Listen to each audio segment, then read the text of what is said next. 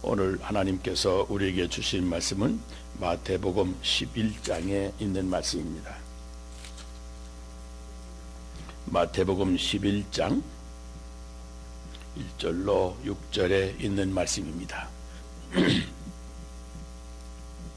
마태복음 11장, 제가 가진 성경으로는 신약성경 16페이지에 있는 말씀입니다. 마태복음 11장 1절부터 6절까지 봉독합니다. 요한이 옥에서 그리스도께서 하신 일을 듣고 제자들을 보내어 예수께 여짜오되 오실 그이가 당신이오니이까 우리가 다른 일을 기다리오리이까. 예수께서 대답하여 이르시되 너희가 가서 듣고 보는 것을 요한에게 알리되 맹인이 보며 못 걷는 사람이 걸으며 나병 환자가 깨끗함을 받으며 못 듣는 자가 들으며 죽은 자가 살아나며 가난한 자에게 복음이 전파된다 하라. 누구든지 나로 말미암아 실족하지 아니하는 자는 복이 있도다 하시니라. 아멘. 얼마 전에 텔레비에서 화장품 광고를 하는데 아주 철학적인 말을 들었습니다. 이것은 다른 이에게는 꿈입니다만 나에게는 현실입니다 하는 말입니다. 한마디로 말하면 예뻐진다는 화장품 선전인데 다른 사람에게는 꿈입니다. 그러나 나에게는 현실입니다. 그렇게 말을 합니다. 저는 그 광고를 보면서 한 가지 아주 귀한 뜻을 생각해 보았습니다. 나에게는 현실입니다. 그 표현이 아주 중요한 뜻을 담고 있다는 생각입니다. 여러분, 행복이 꿈에서 오는 게 아닙니다.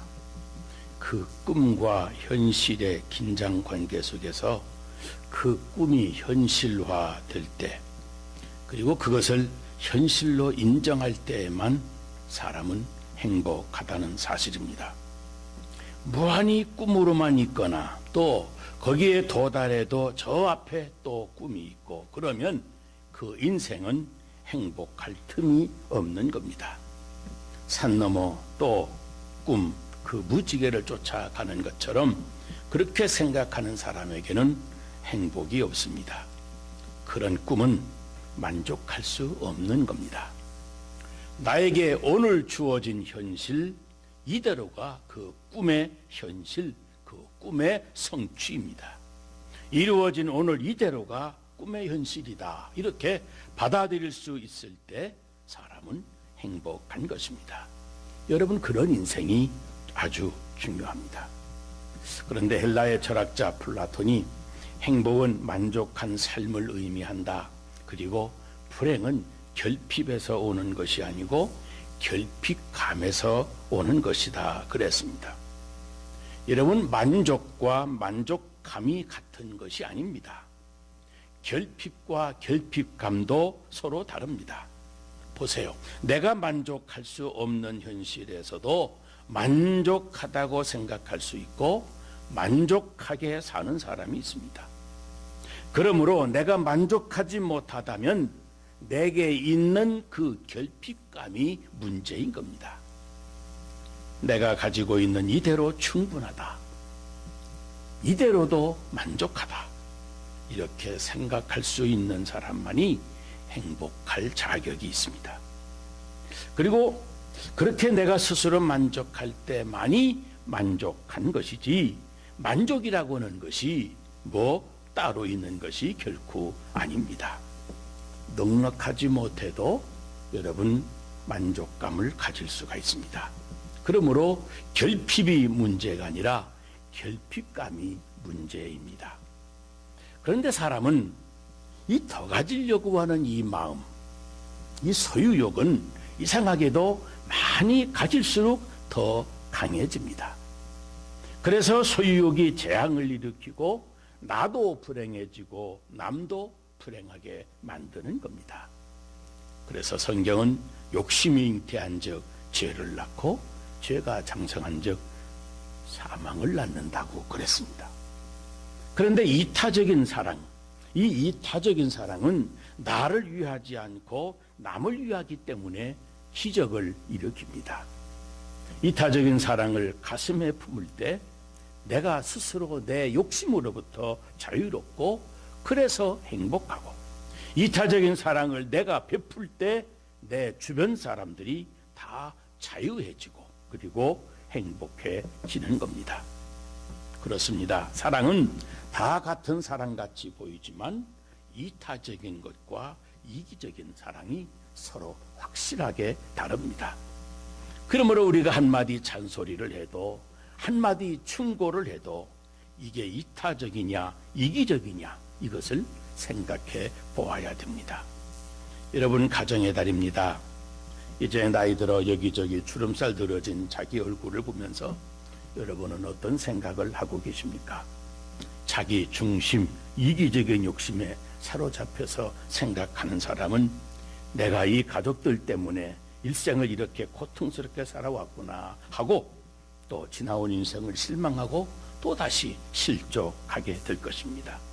그러나 이타적인 사랑으로 생각하는 사람은 한평생 고난 속에서도 실족하지 않고 지금까지 서로를 사랑하며 살아온 내 세월의 훈장이라고 지나온 인생을 스스로 칭찬하면서 만족할 것입니다. 부부간에도 여러분 보세요. 만족감과 결핍감, 이것이 그 인생의 행복을 결정하는 그 마음의 분수령이기도 합니다. 아내 앞에 또는 남편 앞에 서로를 향해서 결핍감을 느끼면서 또다시 다른 욕심을 내면 그 사람은 결코 행복할 수 없습니다. 이런 아내, 이런 남편, 다른 이에게는 꿈입니다. 그러나 나에게는 현실입니다. 그렇게 서로를 만족해 할 수 있어야 행복한 인생을 살 수 있는 것입니다. 믿을 수 있기를 바랍니다. 오늘 본문에 보면 세례 요한이라고 하는 사람이 나옵니다. 이름은 요한이지만 그가 세례를 줬다고 해서 우리는 그를 세례 요한이라고 부르는데, 그는 예수님보다 6개월 먼저 세상에 왔고 예수님을 위해서 광야에서 보라 하나님의 어린 양이로다 외치면서 메시아의 길을 예비한 사람입니다. 또 요단강가에서 예수님에게 직접 세례도 베풀었습니다. 그 정도로 확실하게 예수님의 오심과 사역과 그 역사를 증거한 사람이 바로 세례 요한입니다. 그런데 오늘 본문에 보면 예수님이 메시아라고 그렇게 담대하게 외친 그런 사람이 예수님께 자기 제자를 조용히 보내서 오실 그이가 당신이십니까? 아니면 우리가 다른 분을 기다려야 합니까? 하고 뜻밖의 질문을 던지고 있는 겁니다. 이 뜻밖의 질문에 대해서 학자들은 몇 가지로 상상을 합니다. 첫째는 그가 지금 감옥에서 실망하고 있기 때문이다 라고 하는 것입니다. 그 마음이 흔들리고 있고 메시아에 대한 그의 믿음이 흔들리고 있습니다. 그동안 메시아를 보고 증거했었지만 이제는 마음이 흔들리고 있기 때문에 다시 확인하려고 한다는 겁니다. 사실 사람은 누구나 자기 중심, 이기적으로 생각하면 고통이 따르기 마련입니다. 보세요. 지금 세례 요한이 감옥에 갇혀 있는데 이 감옥 생활도 사실은 억울한 감옥살이인 겁니다.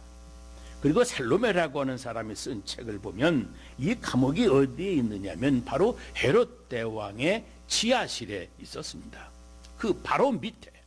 그러니까 헤롯 왕이 거기서 춤추고 거기서 술 먹고 뭐 향락하는 소리가 다 들렸다는 겁니다. 그러니 거기서 세월을 보낼 때 메시아가 왔는데 왜 이러느냐면서 속이 탔을 것이 뻔합니다. 바로 그런 옥고를 치르면서 밀려오는 자기 자신의 갈등과 그 분노가 바로 그 믿음을 흔들어 놓았다는 해석입니다. 그리고 또 한 가지, 의로운 희생에 대해서 왜 이렇게 보상이 없느냐 하는 허탈감입니다. 여러분, 사람은 의로운 고난을 당할 때 그냥 당하면 좋은데 꼭 보상을 기대합니다.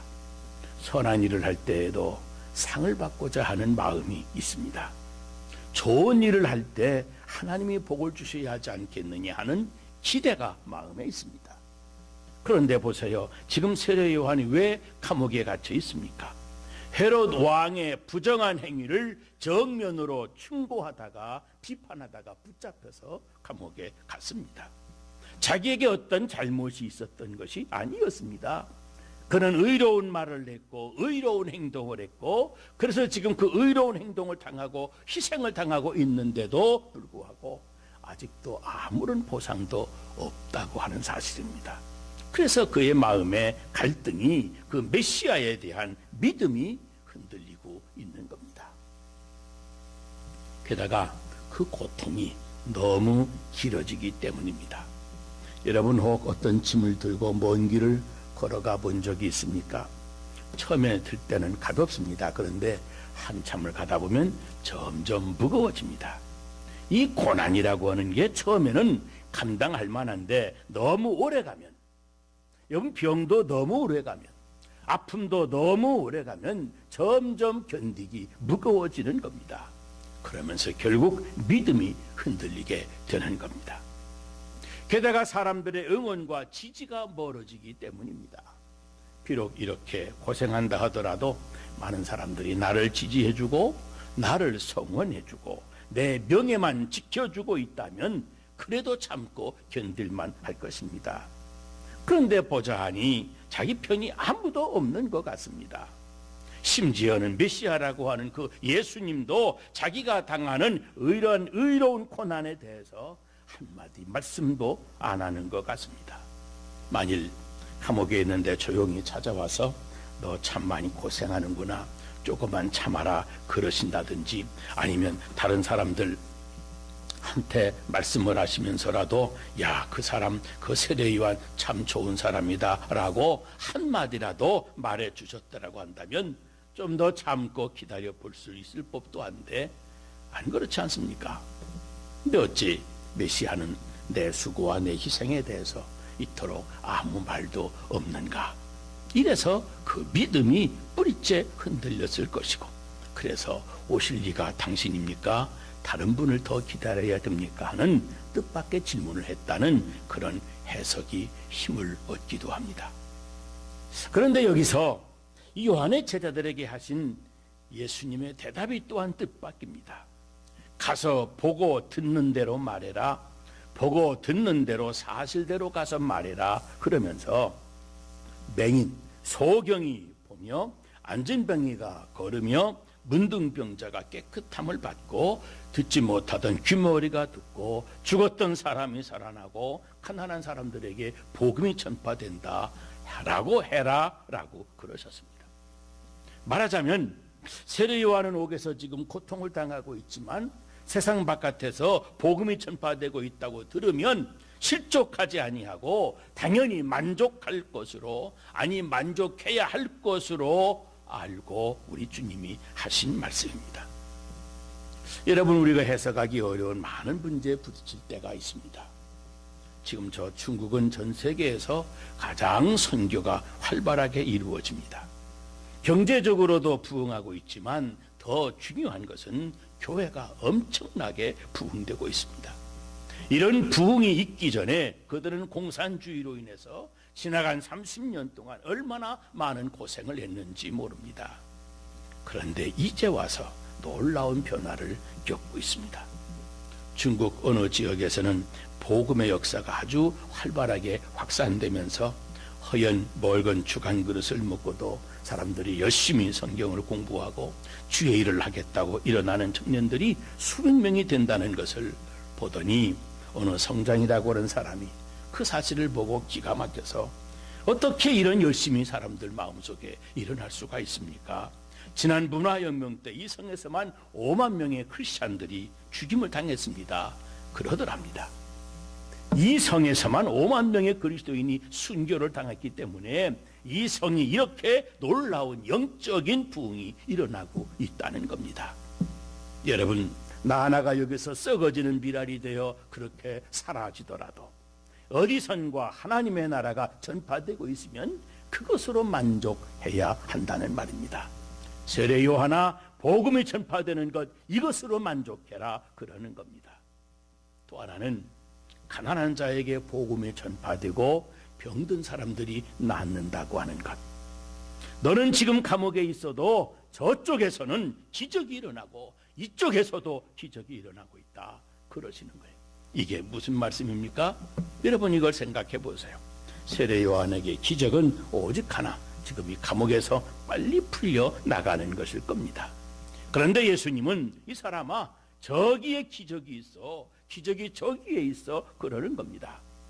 기적은 있습니다. 그런데 나에게는 없을 뿐입니다. 그런데 주님은 저기에 일어나는 기적, 그것으로도 만족하라고 하시는 겁니다. 내게는 아무것도 돌아오는 게 없는 것 같습니다. 그러나 그 누군가가 하나님의 능력을 체험하며 기적을 지금 보고 있습니다. 내 병이 나은 것이 아닙니다. 그러나 다른 사람의 병이 나았습니다. 나에게는 능력이 나타나지 않습니다. 그러나 다른 사람은 그 많은 은혜의 능력을 경험하고 있습니다. 세례 요한아, 이런 현실을 보고 듣고 만족해라, 그러시는 겁니다. 여러분, 이런 현실에 우리도 만족할 수가 있습니까? 이런 현실을 내 기쁨으로 삼고 내 만족감으로 살아가야만, 그래야만 행복하다는 말씀입니다. 여러분, 언제인가 이런 장면을 보았습니다. 참 어렵게 아들 하나를 공부시켜서 이제 대학을 졸업하는데, 졸업식장에서 졸업장을 받아든 아들이 그 졸업장을 어머니에게 줍니다. 이것은 제 것이 아닙니다. 어머니가 그 런닝구 메리아스 장사를 하시면서 그렇게 고생하고 밥도 구우면서 저를 도와주신 결과입니다. 제가 한 것이 아닙니다. 그러니 이건 어머니 것입니다. 어머니가 졸업장을 받아들고 사진을 찍으면서 서로 붙잡고 우는 모자의 사랑입니다. 내 졸업장이 아닙니다. 그러나 아들이 받는 졸업장을 보는 이 어머니의 기쁨, 그것은 누구와 비교할 수도 없는 것 아니겠습니까? 바로 그런 기쁨을 말하는 겁니다. 가정의 사랑이란 무엇이겠습니까? 내 수고와 땀으로 잘 되는 것을 보며 기뻐할 수 있는 사이, 그 사이가 바로 가정입니다. 내가 땀과 수고를 헌납해서 잘 되는 것을 보고 기뻐하는 공동체가 바로 가족입니다. 부모와 자녀, 부부간에 이런 사랑이 되살아나야 행복한 인생, 행복한 가정이 이루어지는 것입니다. 유니세프 친선대사로 있었던 명배우, 여러분 오드리 헵번 아십니까? 특별히 우리는 라스베가스에 사기 때문에 나이 많이 드신 분도 다 잘 알 겁니다. 그가 자녀들에게 남긴 마지막 유언에 이런 말이 있습니다. 자신만을 위하기보다는 다른 사람을 위해서 살면 갖는 것에서 오는 행복보다 이 나눔에서 오는 행복이 훨씬 더 큰 것이다. 이것을 잊지 말아라. 아름다운 입술을 가지려거든 계속 남을 비판하지 말고 계속 남을 칭찬해라. 아름다운 눈을 가지고 싶으면 남의 좋은 점만 보아라. 날씬한 몸매를 가지고 싶으면 음식을 다른 사람과 나누라. 혼자 먹는 음식이 비만의 원인이 된다. 아주 멋있는 말입니다. 여러분, 머리칼이 아름답게 되고 싶거든 어린아이가 당신의 머리를 쓰다듬도록 해라. 귀찮겠지만 때로는 때도 묻고 그러겠지만 어린아이들이 자꾸 쓰다듬으면 그 머리카락은 예뻐진다, 이겁니다. 아름다운 자세를 가지려거든 결코 혼자 걷고 있지 않다는 것을 항상 명심해라. 나이가 들면 하나님이 왜 우리에게 손을 둘을 주셨는지 알 것이다. 하나는 나를 위해서, 그리고 하나는 남을 위해서 쓰라고. 참 아름답고 멋있는 말입니다. 여러분, 이렇게 사는 자만이 행복한 가정을 구축할 수 있습니다. 믿으시기를 바랍니다. 또한 오늘 예수님의 말씀은 겨자씨처럼 조용하게 하나님의 나라가 이루어지고 있다는 것을 믿고 그것으로 만족하라는 겁니다. 지금은 눈에 보이지 않고 지금은 화려한 무엇이 없는 것 같아도 조용하게 하나님의 나라가 이미 왔고 그리고 이미 확장되어 가고 있다고 하는 사실을 믿어라. 그리고 그것으로 만족해라 하는 것입니다. 그 하나님의 구원의 방법, 그 하나님의 지혜, 하나님의 경륜, 그것을 믿어야 됩니다. 그것을 믿는 순간, 그것을 믿으며 사는 지금부터 우리는 행복하고 자족할 수가 있는 겁니다. 이 버트란트 러셀이라는 사람이 자기 자신의 힘을 겸허하게 평가하는 사람은 늘 행복하다 그랬습니다. 자기 자신의 힘을 겸허하게 평가하는 사람, 그 사람이 늘 행복하다. 보세요. 겸손한 사람은 자기가 성공할 때마다 스스로 놀랍니다. 나는 이런 사람이 못 되는데 이런 성공을 맛보는 복을 주시다니 하면서 항상 자기의 성공에 대해서 놀라우며 살아갑니다. 그런데 교만한 사람은 자기의 실패에 대하여 놀랍니다. 아니, 내가 실패하다니, 아니, 내가 망하다니, 내가 이런 불행을 만나다니. 그런 사람은 전부 교만한 사람들입니다. 예수님은 지금 말씀하십니다. 세례 요한에게 나는 지금 십자가의 길을 간다. 이것을 네가 이해하고 그리고 그것으로 만족해라 하시는 겁니다. 내가 가는 십자가의 길에 실망하지 않는 자가 복이 된다 말씀하는 겁니다. 바꾸어서 말하면 나로 인하여 주님의 십자가 지는 삶으로 인하여 실족하지 않고 만족하는 자가 복이 있다는 말입니다. 여러분 어떻습니까? 예수님을 이해하고 예수님의 사랑을 받아들이고 그 능력을 믿으면서 살아가십니까? 여러분은 예수님과 함께 그 십자가의 길을 걸어가면서 만족하고 계시는 겁니까? 지금 현실적으로는 고난당하고 있는 중인데도 예수님과 함께 인생을 산다고 하는 요 믿음 때문에 인생길을 실족하지 않고 만족해하고 있는가 하는 겁니다. 그래야 불행한 신앙생활이 되지를 않고 도리어 행복한 신앙생활이 되는 겁니다. 부부간에도 가족끼리도 마찬가지입니다. 그동안 내가 저 사람 만나 평생 고생만 하고 살았나 하고 원망하고 있습니까? 여러분은 스스로 불행을 만드는 사람입니다. 그러나 그동안 저 사람 만나서 그 험악한 세상에서도 내가 실족하지 않고 잘 살아왔다고 만족해하는 사람이 진정으로 행복한 인생을 살 자격이 있는 사람입니다. 자기 세월만이 지나간 세월만이 아니고 아직도 이 현실적인 고난을 벗어나지 못하고 있지만 사랑하는 가족과 함께 한다고 하는 것, 그것 때문에 오늘의 현실을 만족할 수 있어야 되는 겁니다. 그 사람이 남은 인생도 행복하게 살 수 있는 겁니다. 오늘 세례 요한에게 하신 예수님의 말씀이 바로 그것입니다. 오늘의 현실을 그대로 만족할 수 있어야, 자족할 수 있어야 나로 인하여 실족하지 않는 사람이다 라고 하시는 겁니다. 여러분, 예수님이 십자가를 지실 때 바로 앞에 있었던 많은 사람들이 예수님을 향하여 비난을 합니다. 십자가에서 내려와라. 왜 거기서 너 죽어가느냐? 남을 살리고 능력을 행하던 그 기적을 행하던 사람아, 이제 그 십자가에서 뛰어내려오라. 그러면 내가 너를 믿겠노라. 그러는 겁니다.